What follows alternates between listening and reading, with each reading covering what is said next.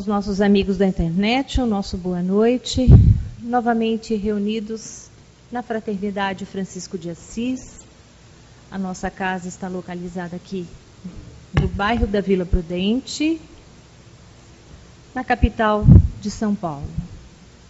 E temos a oportunidade de receber nesta noite Antônio Fernandes Souto, nosso companheiro. Já esteve em outras oportunidades aqui na nossa casa, também trazendo os ensinamentos do Mestre Jesus. O Antônio é trabalhador da Casa Espírita União Espírita em Busca da Paz, na cidade de Santo André. E ele nos traz como tema na noite de hoje, desencarne coletivo. Antônio, por favor.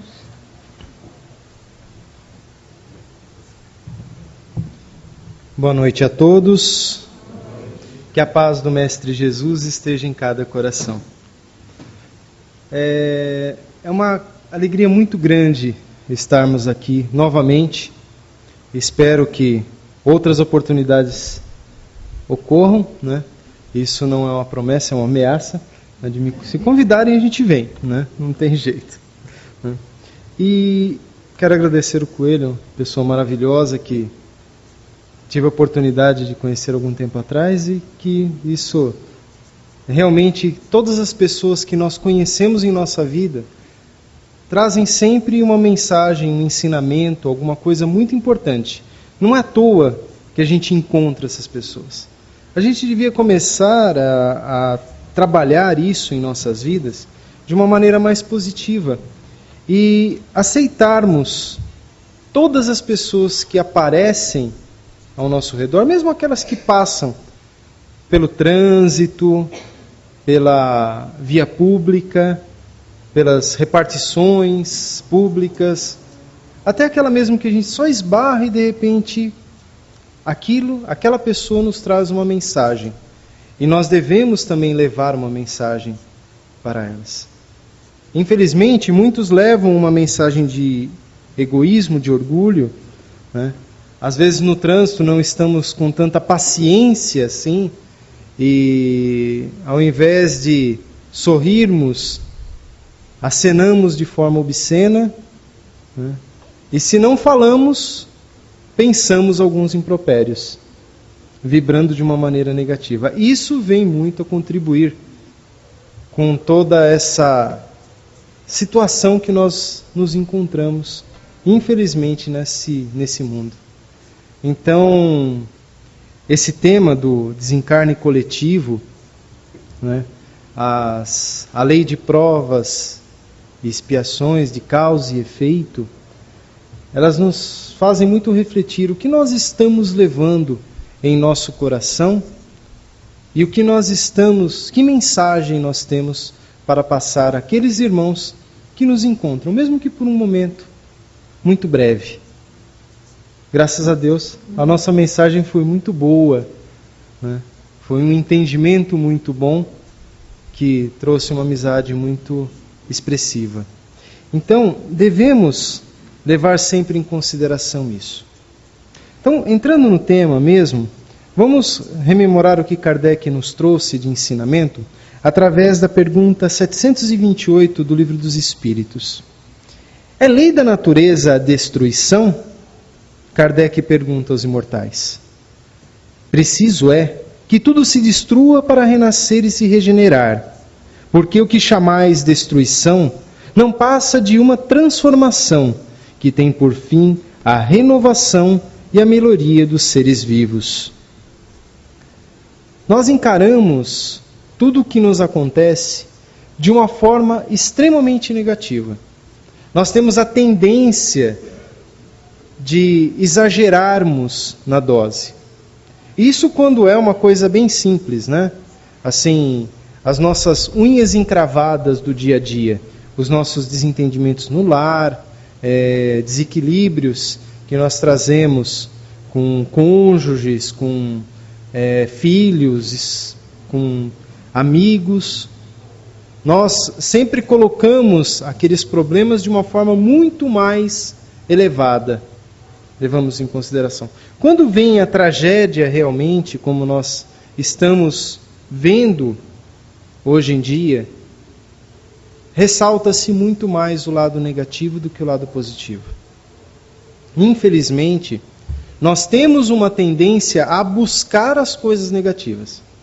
Para isso, basta somente ligar a televisão. A gente já vai entender do que a gente está falando. Porque no noticiário não acontece outra coisa senão desgraça. Eles não noticiam outra coisa senão egoísmo, rancor. Só que, se pararmos para analisar, no meio de tantas tragédias, nós vemos também coisas, atitudes tão positivas, que às vezes passam em branco. Ou se são noticiadas muito rapidamente. Porque o que importa realmente, infelizmente, parece que é ver a desgraça alheia. Parece que isso que realmente importa para o ser humano. Tanto que isso não é novo, não é uma coisa nova. Quantos milênios já fazem aí que estamos nessa caminhada cristã? Quantos séculos nós já ouvimos o Evangelho de reencarnação em reencarnação? Nós vimos quantas vezes falar de Jesus, de sua mensagem, e quantas vezes nós tapamos os ouvidos, falando assim, não é para hoje, é para amanhã, deixa. Mas vai chegando um momento em que esse planeta vai passando por uma transformação tão grande, em que vai chegar aquela, praticamente uma profecia de Jesus, né? Quando ele falou no Sermão da Montanha, né? Os mansos herdarão a terra. Bem-aventurados os mansos, porque eles herdarão a terra. Aí a gente fica pensando, nossa, é interessante, mas como os mansos herdarão a terra, se há tanta iniquidade nesse mundo? A resposta está começando a aparecer.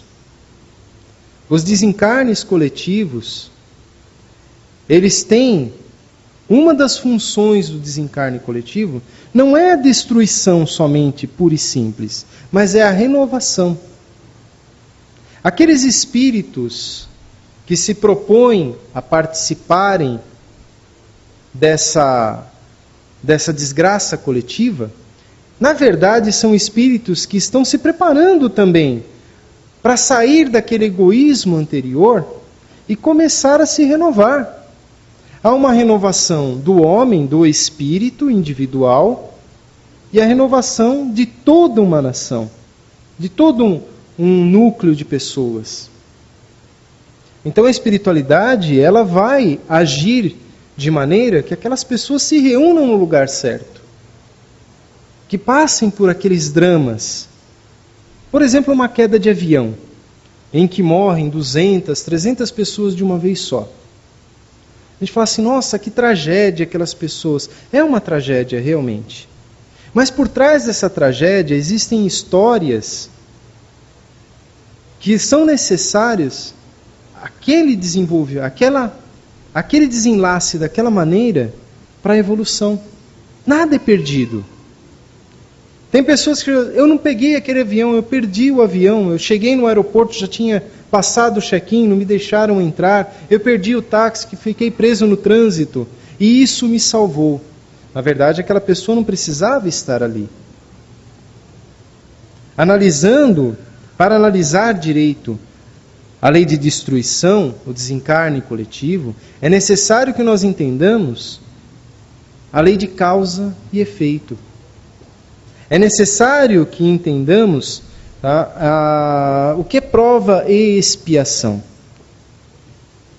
Causa e efeito, já todos nós já estamos cansados até de sofrê-la no nosso dia a dia. Porque até pequenas coisas mesmo. A gente abre a boca, fala uma frase mal feita e automaticamente nós recebemos o efeito daquilo que falamos, né? Então, não adianta, é a mesma coisa que aquele lavrador que ara a terra, prepara Aí ele planta o milho, mas queria porque queria colher o feijão. Não vai colher feijão. Ele vai colher milho. Não adianta. Então tudo que nós plantamos, nós colhemos. A seara é livre. A colheita é obrigatória. Então nós temos que tomar muito cuidado com o que plantamos, para depois não nos arrependermos do que colhemos. E isso está indo numa velocidade, gente, tão grande, tão supersônica, porque é chegado o momento realmente de nós tirarmos isso de dentro de nós.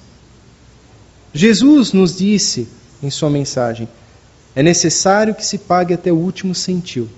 Ninguém vai sair dessa terra se não pagar até o último centil. E é verdade. E nós ainda continuamos plantando a má semente. Continuamos batendo cabeça. E aí o que acontece? Vêm as provas, as expiações. O que nós entendemos por prova? O que Kardec nos traz por prova? Quando nós temos uma prova a trilhar, vamos ver uma escola, por exemplo. Estudamos o ano inteiro, um semestre, e vamos ter uma prova final para passarmos de ano. Aquela prova é para identificar se nós entendemos toda a lição, não é assim? Da mesma forma, as coisas amargas que nos acontecem, elas são provas em nossa vida, para ver se aprendemos do Evangelho de Jesus. Só que muitas vezes nós transformamos essas provas em expiações. Mas qual que é a diferença então? Expiação é quando a gente bate o pé e reclama como um bebê. Nós perdemos a nossa mamadeira, a nossa chupeta, e nós batemos o pé e choramos desesperadamente,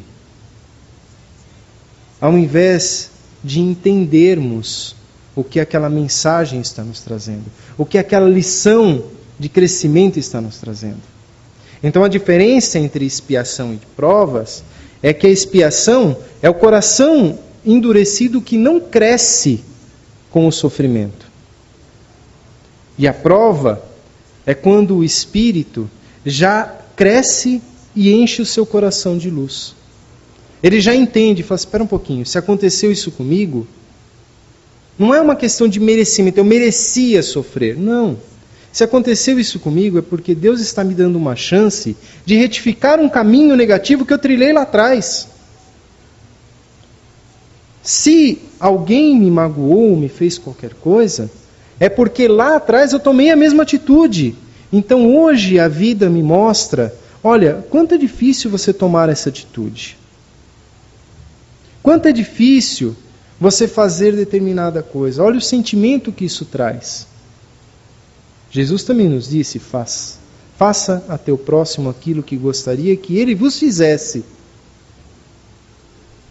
Então, devemos sempre refletir isso. Será que a minha atitude perante a vida está sendo totalmente positiva? Eu estou fazendo tudo aquilo o que eu preciso fazer para o crescimento? Por que aquela pessoa se aproximou de mim e me disse tantas coisas absurdas? Porque muito provavelmente eu dei abertura para que aquela pessoa chegasse e lançasse mão da sua visão deturpada e me desequilibrasse. É uma relação de causa e efeito isso. É uma relação de sintonia. Eu deixei que a minha sintonia baixasse para que o egoísmo se aproximasse de mim. Da mesma forma é a obsessão. Nós culpamos muito o obsessor. Nós falamos assim, que depois que nós entendemos um pouquinho da doutrina espírita, né, a gente fala assim, não, Kardec falou que existe obsessor. Então o obsessor é um espírito muito danado, né? Ele vem e ele tira o meu sossego. O obsessor consegue tirar o meu equilíbrio. Quando eu falo assim, será que eu tenho realmente equilíbrio? Porque se eu for uma pessoa equilibrada, realmente o obsessor não vai conseguir me alcançar. Ele pode até chegar, tentar buzinar no meu ouvido, falar, mas não tem problema. É como se nós estivéssemos um patamar acima. Subimos numa escada e ele não consegue nos alcançar. Isso é o orai e vigiai que Jesus nos passou. Orai e vigiai não é sentarmos ou ajoelharmos, de preferência no milho, ou em caco de vidro, ou em tampinha de garrafa, para o sofrimento ser maior, para Deus ver, né? Que é, olha como eu estou sofrendo, meu Deus. E fazermos aquela oração repetida por horas e horas. Não é ir lá na frente do templo e bater no peito e falar assim, olha Deus, como eu sou bom, eu venho aqui e oro todos os dias. Lembre-se do publicano e do fariseu, que Jesus indicou e falou, olha, o publicano que está lá atrás falando, meu Deus, eu sou pecador, eu estou aqui humildemente, eu me entrego à sua justiça, está mais justificado do que aquele fariseu que está ali na frente, dizendo todas as suas qualidades e mais algumas. Então a gente tem que tomar cuidado com isso. Orar e vigiai é nos colocarmos na presença de Deus todos os momentos. É nos colocarmos em função dessa luz para termos relações com as pessoas. Existem duas formas de pensamento que regem a nossa vida. A mística e a ética. A mística é uma ligação nossa com Deus. É nós elevarmos o nosso pensamento a Deus de uma forma vertical. Então isso é nós colocarmos realmente, Deus, eu estou aqui. O que o Senhor deseja que eu faça? Fazermos como Paulo de Tarso, que se entregou totalmente a Jesus dessa maneira. Quando ele caiu do cavalo cego por ter visto Jesus, ele não ficou lá lamentando, o que eu faço agora? Não. Ele já perguntou, Senhor, o que queres que eu faça? Foi uma atitude automática dele. Então é essa atitude reta que nós devemos levar em nossas orações. A horizontal é a ética. E o que vem a ser a ética? A relação entre o ser humano. Como eu quero que você me trate? Então eu vou te tratar. Eu vou fazer isso no meu dia a dia. E essa verticalidade e essa horizontalidade nos lembram o que, gente? Não nos lembram a cruz do Mestre? Então, na horizontal nós temos as relações humanas, as relações dessa terra, o dia a dia, e na vertical nós temos lá a nossa relação com Deus.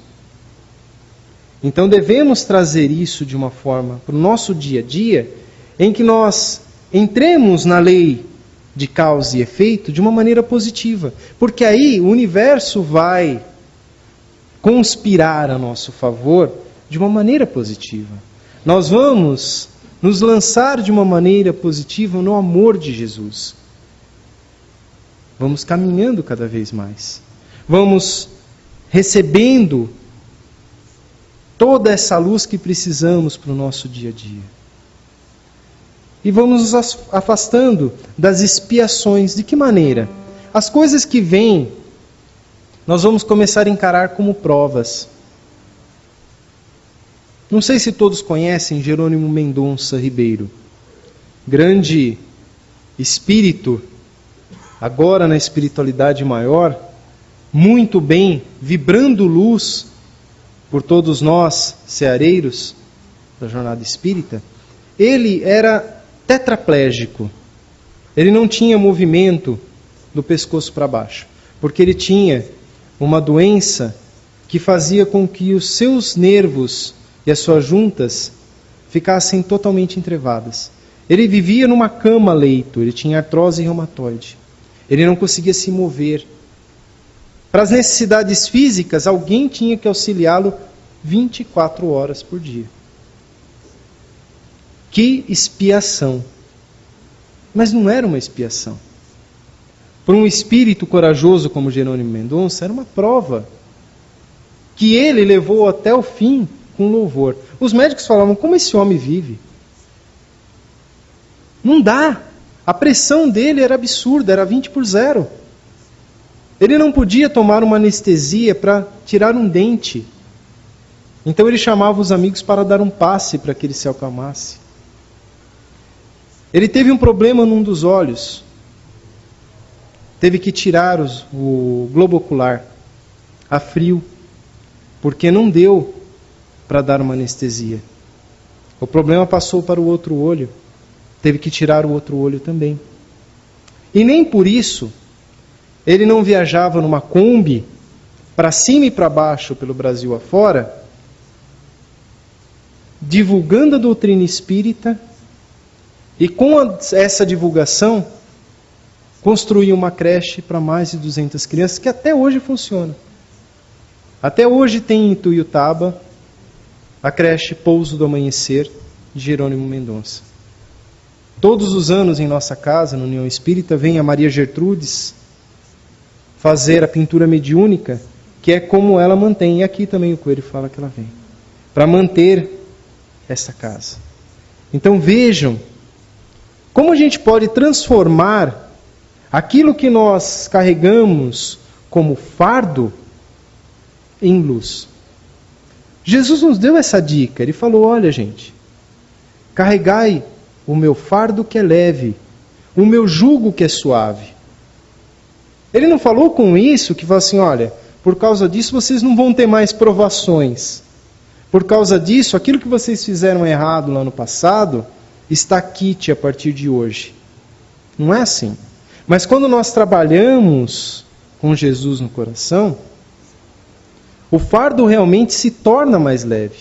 As provas amargas da vida nos fazem alcançar os louros da vitória, iluminar o nosso coração e sairmos da expiação. No Evangelho segundo o Espiritismo, capítulo 5, item 10, ele fala, os espíritos não podem aspirar à perfeita felicidade enquanto não são puros. Toda mancha lhes impede a entrada nos mundos felizes. Assim acontece com os passageiros de um navio tomado pela peste, aos quais fica impedida a entrada numa cidade. Nós vemos então que para aspirarmos mundos melhores, temos que primeiro merecermos esses mundos, através de uma vibração melhor. Não dá, gente. Um exemplo bem fácil disso, que dá para a gente ter mais ou menos a ideia da velocidade vibracional da nossa energia, é o transporte coletivo de São Paulo. Todos nós já pegamos ônibus alguma vez na vida, né? E aí tem lá, a gente vai chegando no ponto com aqueles motoristas bem educados, né? Que eles param no ponto, esperam a gente chegar no ponto. E justamente naquele dia, a gente atrasado, o ônibus já saindo lotado, e nós começamos a correr atrás do ônibus. Começamos a correr, e de repente, no desespero, nos lançamos à porta do ônibus. Pode acontecer duas coisas. Se nós alcançarmos o ônibus em velocidade, nós vamos segurar lá no batente e vamos pular para dentro do ônibus, não vai acontecer nada. Se não alcançarmos a mesma velocidade do ônibus, o que acontece? Batemos na lateral e caímos. Que é o que acontece na maioria das vezes.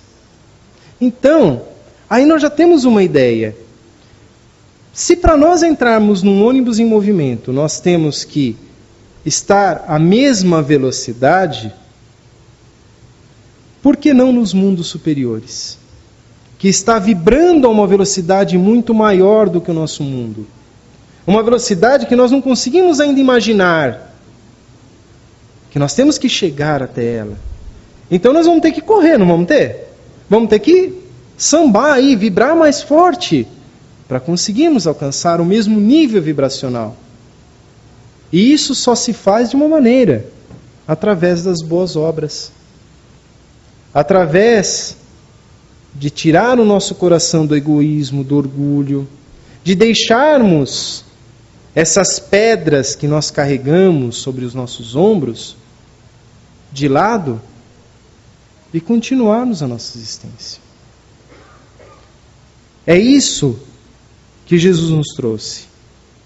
O entendimento em que devemos lançar mão do fardo pesado do orgulho e do egoísmo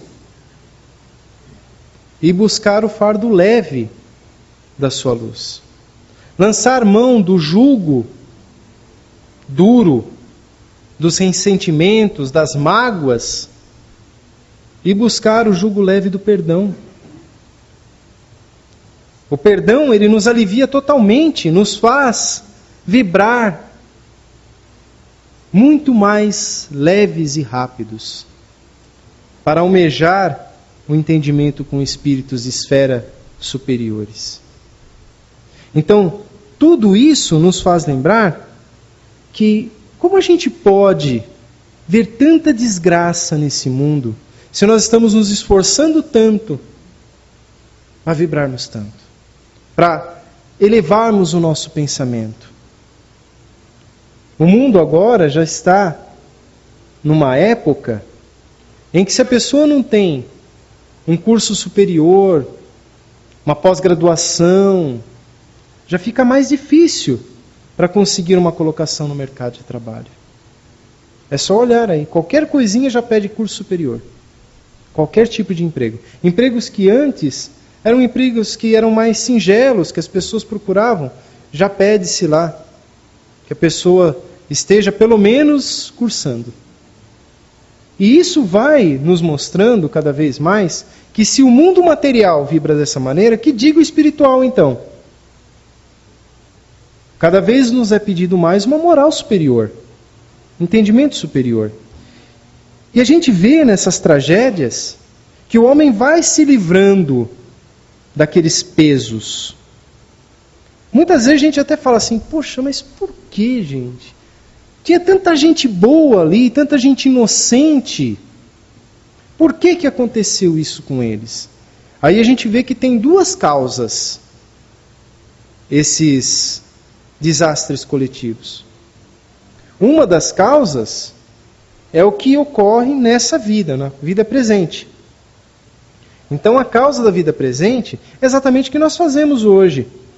Entupimos os rios com garrafas PET, por exemplo. Parece que está postando corrida garrafa de refrigerante no rio, não parece? E a gente joga cada vez mais. Andamos pelas vias públicas. Outro dia eu vi uma cena que eu não acreditei. Uma pessoa dirigindo um carro numa estrada, voltando na Via Dutra de uma viagem, pessoa com uma lata de cerveja de 500 ml na mão, para o lado de fora dirigindo o carro. Por aí já era o perigo, bebendo cerveja e com a lata fora. E fazendo menção de jogar a lata bem ali, no entroncamento, ali quando a gente já sai da Dutra e entra na Marginal. Mais uma latinha para entupir os nossos bueiros, para entupir os nossos córregos e aí fazer transbordar tudo.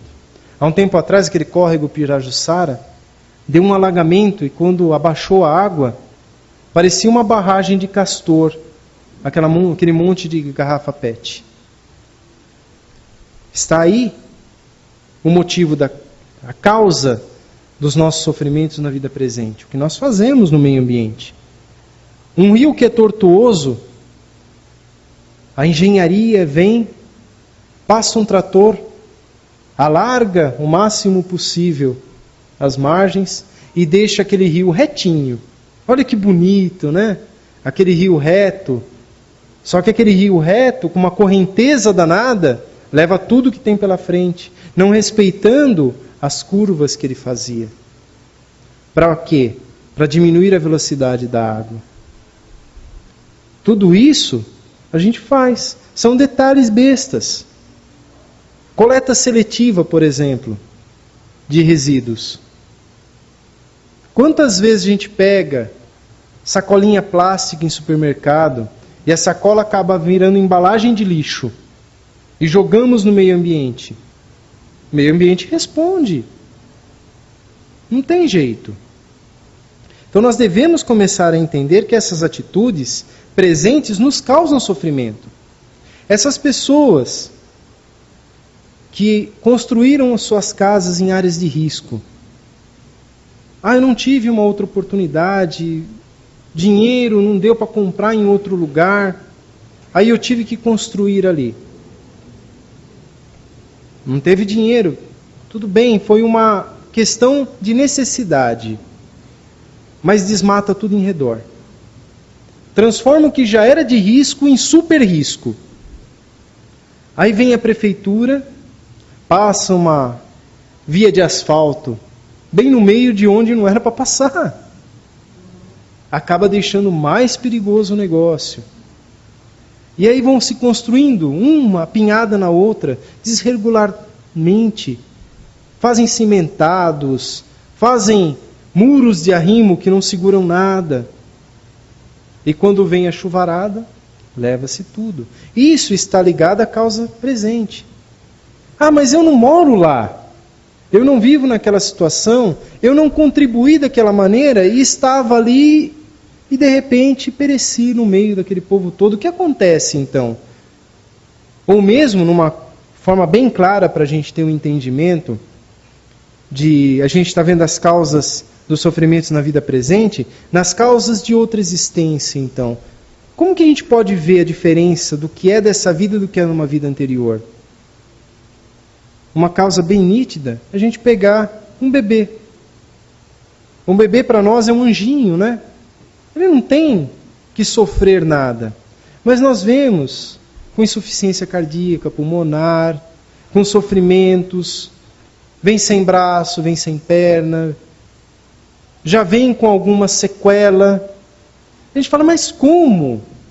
Como essa criança pode ter, já na tenra idade, pode ter um problema de fígado que só um alcoólatra tem? Ela não merece isso. Ninguém merece.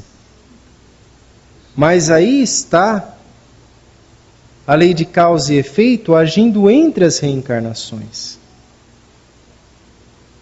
Se a pessoa que estava naquele voo, que caiu e desencarnou, era uma pessoa boa, amável, não tinha motivo nessa existência para perecer dessa maneira, com certeza vamos encontrar nas reencarnações anteriores o motivo de tal drama.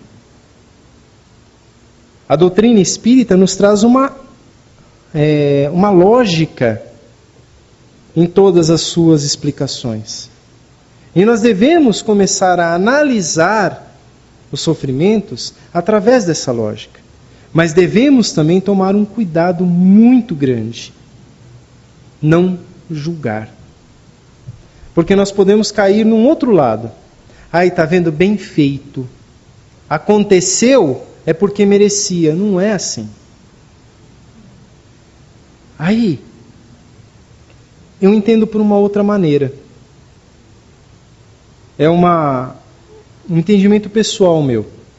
Se a pessoa está ali, passando por um drama, e vai naquele drama até o final, uma pessoa que desencarna numa tragédia dessa, ela é uma pessoa que está ali porque ela merece, ou é porque ela teve a coragem de assumir a sua destinação? Ele deve ter chegado lá na espiritualidade e falar assim, olha, eu vou encarnar ali. Eu não vou ter condição financeira para comprar uma casa em um outro lugar. Eu vou ter que passar por isso porque eu quero ascender. E eu não estou conseguindo mais. Eu estou estagnado onde eu estou. Então eu vou lá, eu vou assumir essa bucha logo de uma vez. Aí a gente vai. Da mesma forma quando a gente está com cobrança bancária, né? Cobrança bancária é terrível, né? Ninguém quer. Chegou aquelas cartinhas de banco cobrando, é terrível aquilo. Não dá um alívio danado quando a gente recebe aquela cobrança, vai no dia lá no banco e paga, e acabou, quitou para não ter mais juros? Eu encaro esses espíritos que desencarnam coletivamente, ou mesmo com uma doença terrível, como espíritos extremamente corajosos. E aí eu fico pensando, meu Deus, minha vida é tão boa, tenho um emprego maravilhoso, tenho uma família maravilhosa, tenho uma esposa que é uma santa, que vai realmente entrar no céu, porque me aguenta, me atura. Tenho um filho maravilhoso, uma bênção que veio nos trazer, que Deus nos deu agora nesse final de ano. Toda essa felicidade. Meu Deus, como eu não tenho coragem de assumir os meus erros e livrar a minha mente, de uma vez por todas, daquilo que eu fiz de errado no passado. Então eu fico meditando e pensando, falo assim, eu tenho tudo isso, todas essas dádivas, porque Deus é maravilhoso e bom, por acréscimo de misericórdia dele, e porque eu não tive coragem ainda de assumir os meus erros e evoluir através do sofrimento. Então eu vejo essas pessoas que desencarnam dessa maneira, que têm esses problemas difíceis, e só peço a Deus que cada vez mais elas evoluam na aceitação. Não é uma aceitação assim de, não tem outro jeito, então eu vou. Mas a aceitação de pegar essa prova, entendê-la e falar assim, beleza, agora eu estou pronto para enfrentar qualquer coisa.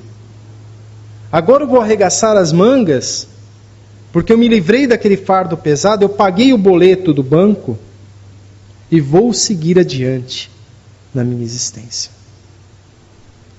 Isso é muito importante para todos nós refletirmos. O que nós estamos fazendo de nossa vida? O que nós queremos para nós?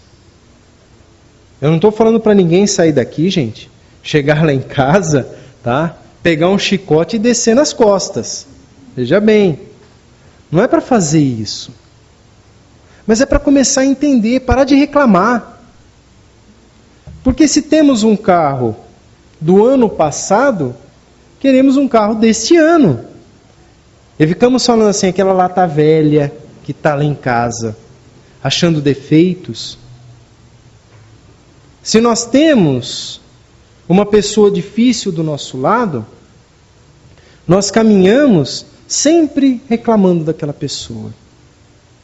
Sempre resmungando. Sempre falando assim, poxa vida, olha essa pessoa, não tem jeito.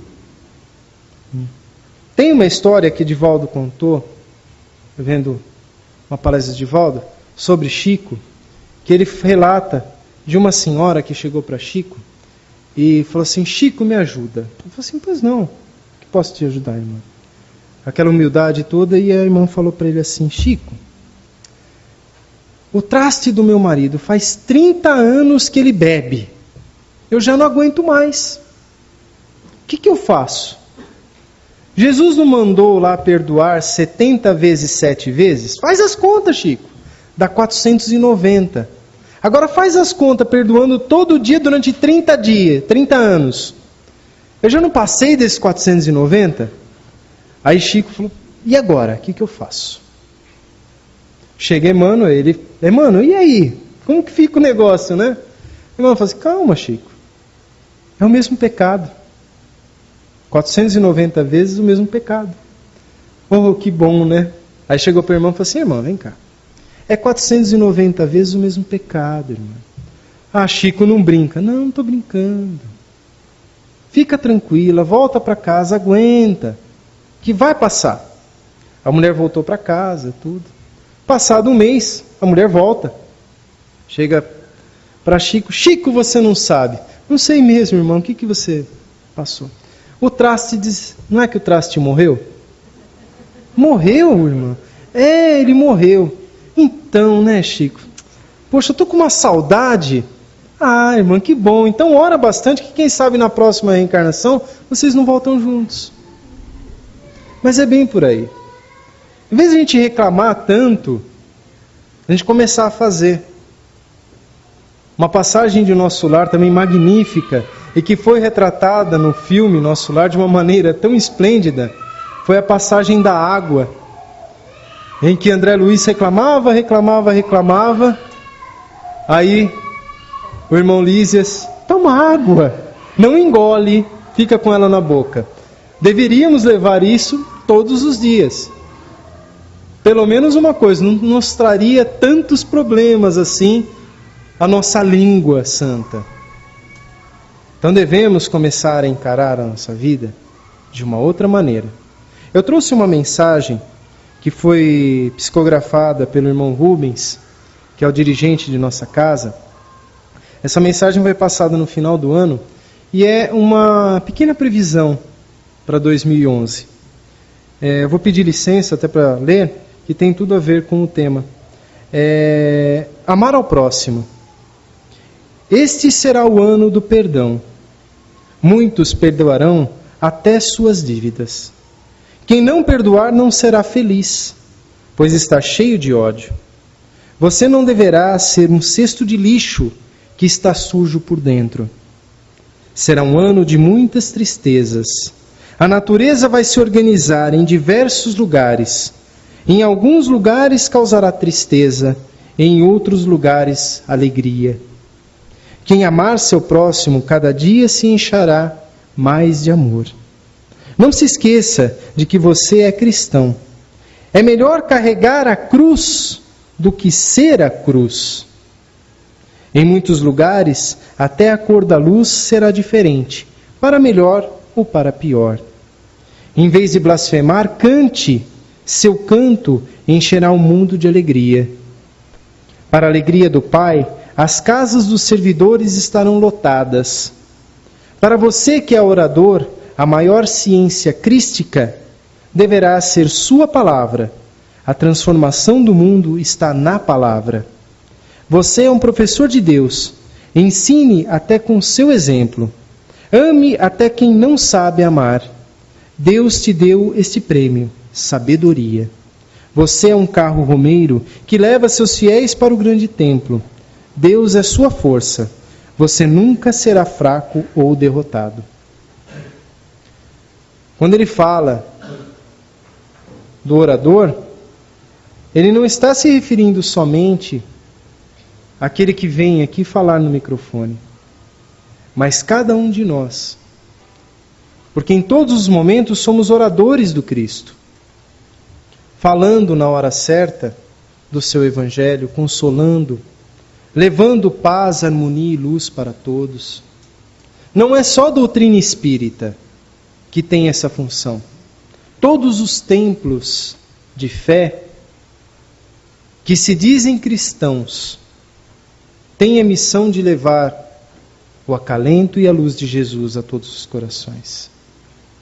Todos os templos de fé que se dizem não só cristãos, mas muçulmanos, budistas, qualquer que seja a fé, qualquer que seja a esperança que se tem, qualquer que seja o nome do Deus que se profere, seja ele Jeová, seja ele Alá, seja ele a luz do universo, seja ele Deus, seja ele Pai, o nome que escolhermos, que proferirmos, aquele que nós mais gostamos de falar.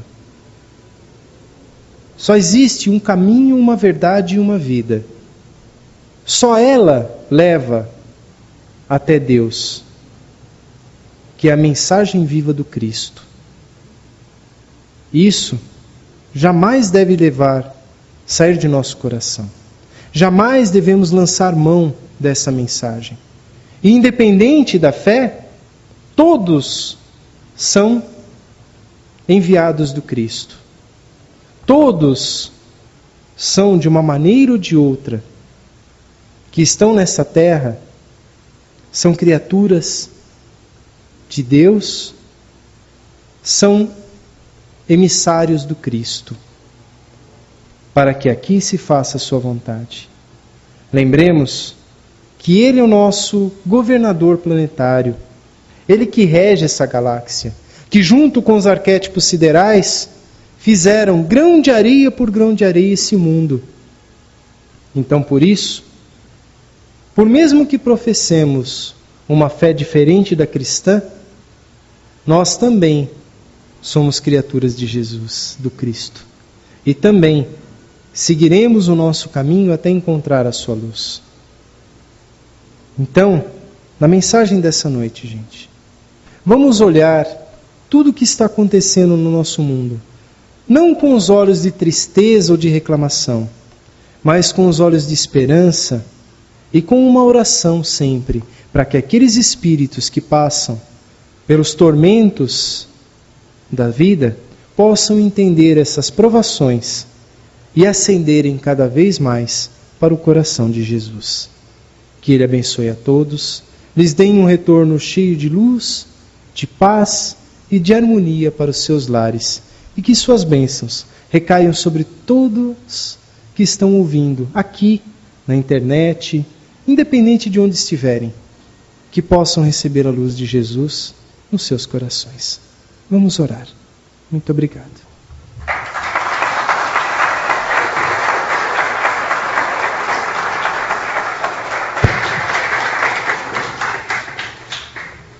Os nossos agradecimentos ao Antônio pela palestra, pelos ensinamentos que ele nos trouxe esta noite.